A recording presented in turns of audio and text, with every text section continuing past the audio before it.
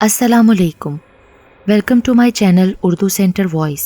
तमाम video updates के लिए उर्दू सेंटर वॉइस को सब्सक्राइब करके बेल नोटिफिकेशन को ऑन कर दें। तो आइए सुनते हैं आज की वीडियो में किसी की ज़िंदगी पर बीती एक सच्ची और नाकाबिले यकीन कहानी। रात के 11 बजे का वक्त था और मैं इस तरह बेखबर सो रहा था जैसे गधे घोड़े सब बेच दिए हों। न जाने ख्वाबों में कौन से जजीरों की सैर कर रहा था जब फ़ोन की मुसलसल बजती घंटी ने मुझे झंझोड़कर होशो हवास की दुनिया में ला पहुंचाया। मैं अपने ख्वाबीदा आसाब को बमुश्किल कंट्रोल करते हुए फ़ोन उठाने लगा। अस्सलाम वालेकुम, हस्बे आदत मैंने सलाम किया। वालेकुम अस्सलाम, कैसे हो तलहा बेटा, क्या कर रहे थे? जवाबन मुझे अब्बू जी की संजीदा सी आवाज़ सुनने को मिली। सो रहा था अब्बू जी, आप लोग खैरियत से पहुंच गए? और फिर जो उन्होंने बताया उसे सुनकर कदमों तले से ज़मीन निकल गई। उनकी गाड़ी रास्ते में एक हादसे का शिकार हो गई थी और इस वक्त सब अस्पताल में थे। अगरचे बकौल अब्बू जी के फ़िक्र की कोई बात नहीं थी और वो सब मामूली ज़ख्मी थे, लेकिन उनके परेशान लबो लहजे और गैर मामूली अंदाज़े गुफ्तगू ने मुझे किसी अनहोनी का पता दिया। लिहाजा मैंने फ़ौरन रवानगी का प्रोग्राम बनाया। अगरचे अब्बू जी उस वक्त मुझे सफ़र से मना कर रहे थे, लेकिन मेरा रुकना अब नामुमकिन हो चुका था और दिल चाह रहा था कि उड़कर उनके पास पहुंच जाऊं। मेरे वालिदैन, खाला खालू, मेरी छोटी बहन, सब करीबी रिश्तेदारों की शादी में शिरकत करने आज शाम ही हैदराबाद रवाना हुए थे। मैं अपने इम्तिहानात की वजह से घर पर रुक गया था। मेरी खाला और खालू हमारे घर से 2 गलियां छोड़कर ही रहते थे और हमारे उनसे बहुत खुशगवार मरासिम थे। खाला खालू नहायत शफीक, पुरखलूस और ज़िंदा दिल थे। अल्लाह ताला ने उनको हर दुनियावी नेमत से नवाजा था सवाए औलाद के, लेकिन उन्होंने इस कमी को अपनी ज़िंदगी का रोग बनाने के बजाय तकदीर का लिखा जानकर उससे समझौता कर लिया था। मुझे और मेरी छोटी बहन गुड़िया को वो अपनी ही औलाद समझते थे और अपनी तमाम तर मोहब्बत हम पर निछावर करते थे। नतीजतन हम दोनों भी उन्हें वालिदैन जैसा ही मुकाम देते थे। मैंने रात भर जाग कर पेपर्स की तैयारी की थी।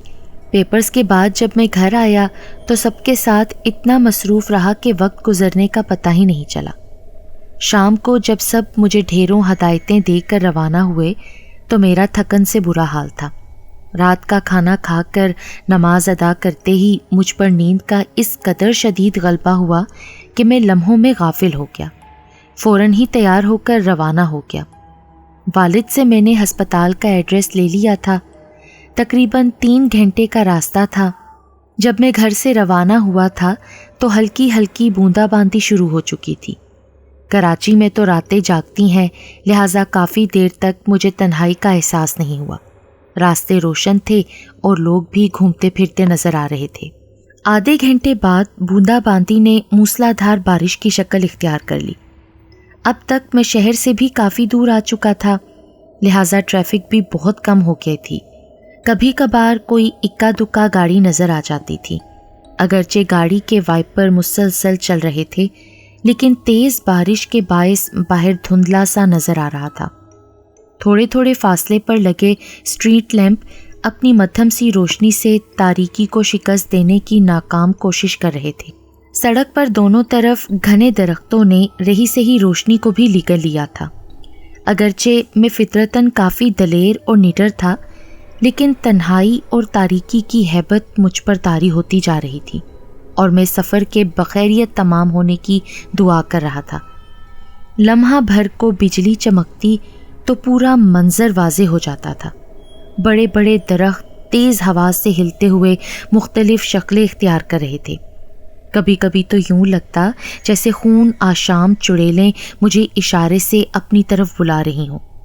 अचानक बिजली चमकी तो मुझे दूर सड़क पर ऐन दरमियान में एक इंसानी हेवला खड़ा हुआ नजर आया, जो ज़ोर ज़ोर से हाथ हिलाकर गाड़ी रोकने की इस्तदा कर रहा था।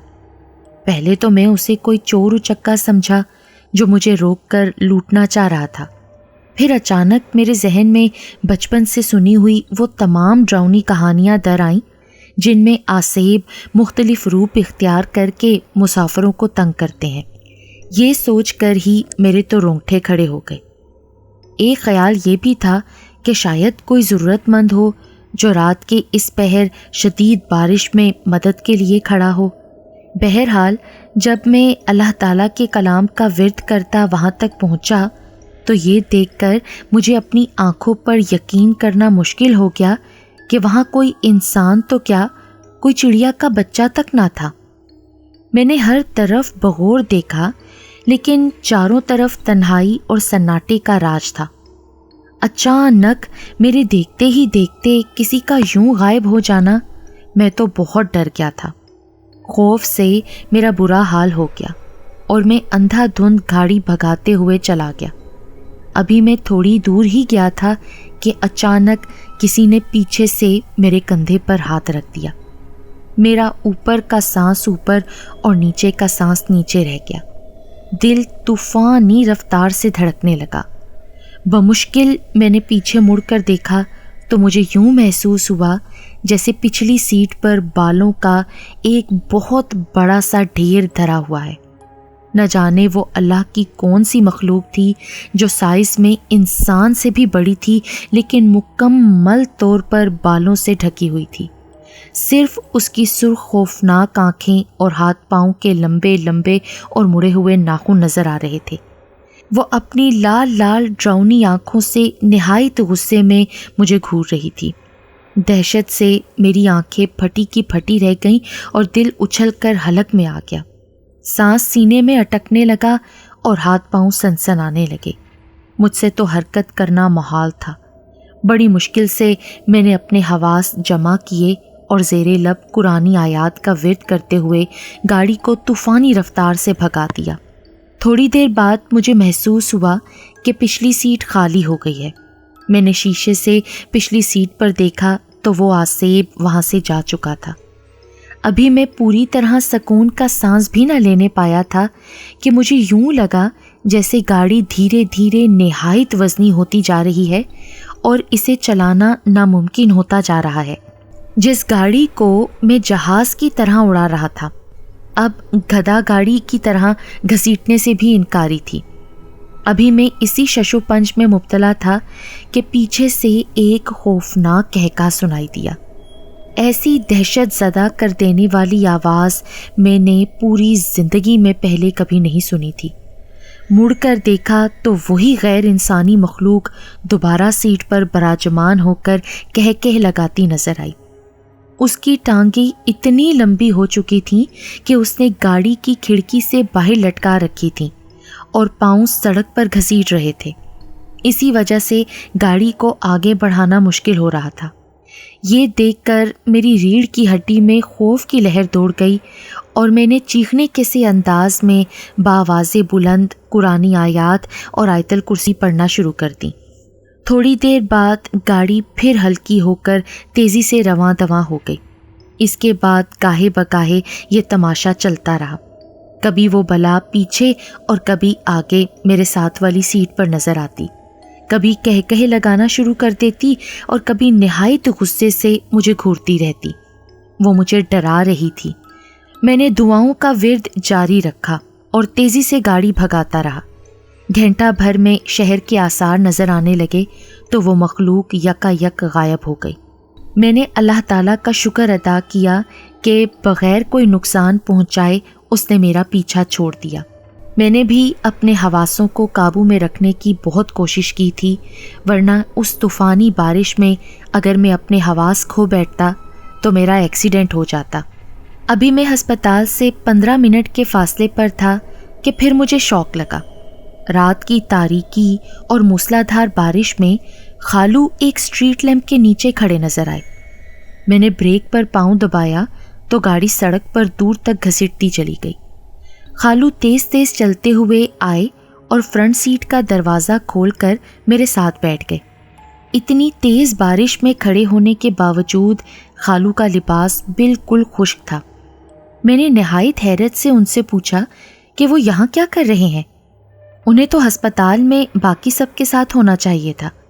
تو خالو مجھے دھیرے سے کہنے لگے، بس بیٹا یوں ہی کھڑا تھا، تمہارا انتظار کر رہا تھا۔ وہ بالکل گم سم اور کھوئے کھوئے سے تھے، باتوں کے انتہائی شوقین اور بات بات پر زور سے کہکے لگانے والے خالو بالکل خاموش تھے، سوچ سوچ کر بمشکل چند الفاظ ادا کر رہے تھے۔ جب میں ان سے سب کی خیریت پوچھنے لگا تو وہ دوبارہ کہنے لگے، ہاں بیٹا سب بالکل ٹھیک ہے، تم فکر نہ کرو، بس تم سے ملے بغیر جانے کا دل نہیں چاہ رہا تھا تو میں یہاں چلا آیا۔ میں حیرت سے سوچنے لگا کہ خالو اس وقت کہاں جا رہے ہیں، لیکن ان کی حالت دیکھ کر میں نے مزید پوچھنا مناسب نہ سمجھا۔ مجھے لگا کہ ایکسیڈنٹ نے خالو کے حواس کو متاثر کر رکھا ہے۔ میں خود بھی ہسپتال پہنچنے کی جلدی میں تھا، لہٰذا خاموشی سے ڈرائیو کرنے لگا۔ جب پارکنگ میں پہنچ کر میں اترنے لگا تو یہ دیکھ کر میری سٹی گم ہو گئی کہ میرے برابر والی فرنٹ سیٹ خالی تھی۔ میں تیزی سے ہسپتال میں داخل ہوا تو سامنے ہی میرے والد نہایت دل گرفتہ حالت میں کھڑے نظر آئے۔ میں ابو کو خالو کے بارے میں بتانا چاہتا تھا، لیکن وہ خاموشی سے تیز تیز چلتے ہوئے مجھے اندر لے گئے۔ کمرے کا منظر دیکھ کر مجھ پر سکتہ طاری ہو گیا۔